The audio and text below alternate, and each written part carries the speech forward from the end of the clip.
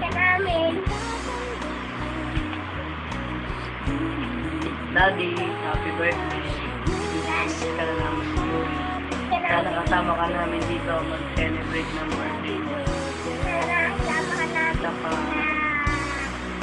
Saka mag-aaral kami ng mabuti. Happy Daddy, happy birthday. Happy birthday. Happy birthday, good.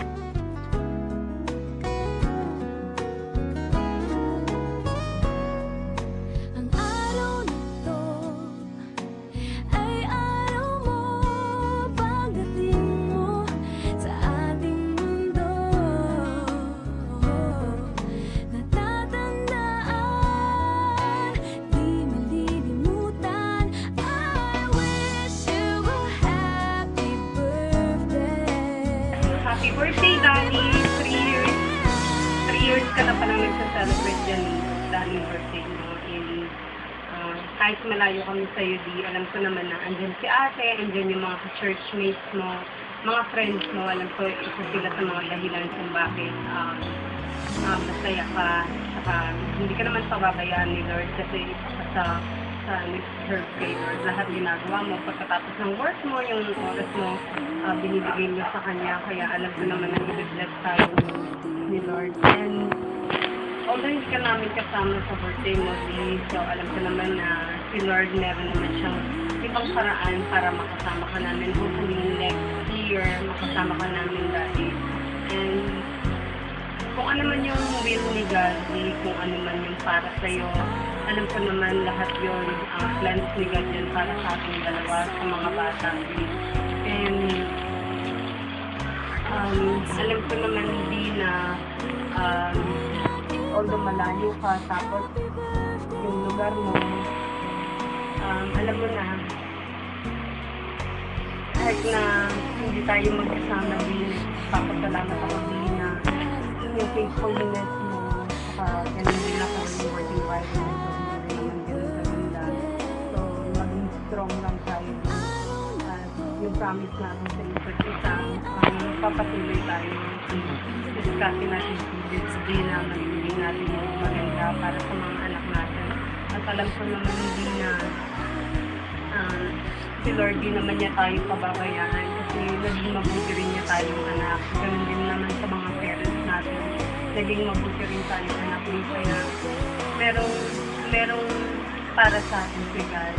Although hindi na siya ngayon, siguro merong tamang panahon para ibigay niya sa atin kung ano talaga yung para sa atin. Alam ko naman na lahat naman na pagtitiisan natin kung ano yung kaya mong ibigay sa amin. Yung mga bata, lumaki sila na hindi naman sila humihingi ng higit pa sa kaya natin ibigay sa kanila. At least lumaki sila ng maganda. Alam nila kung ano yung value ng pera, kung ano yung value ng mga bagay.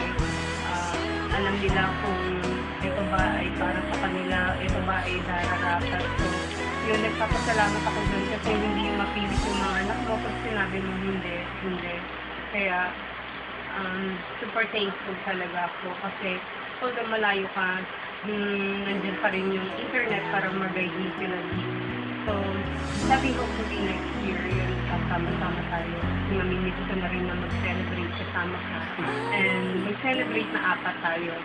So, alam ko yung mga churchmates mo gagawa sila ng way para mapasaya ka, I'm sure. And so, basta mag-ingat ka lang palagi yung mga kinakain mo. Alam ko, hindi lang siya galing dito. Yung iba galing dito, yung iba galing dyan. Pero alam ko naman lahat yun i-bless ni Lord para makatulong sa pangangatawan mo. Kaya alam ko naman na hindi ka niya pinabayaan yung pag-isipin mo. At minsan papasalamat ako hindi ka nagkakasakit dyan.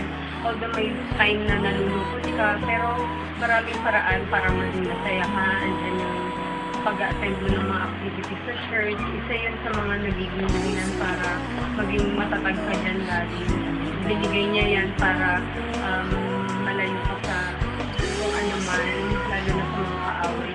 Alam ko, ang alam ko, hindi na sobrang faithful mo kaya yun lang, nagpapasalamat na ako, magiging matatag tayo, kakayanin natin lahat. At dito sa special day na to, di,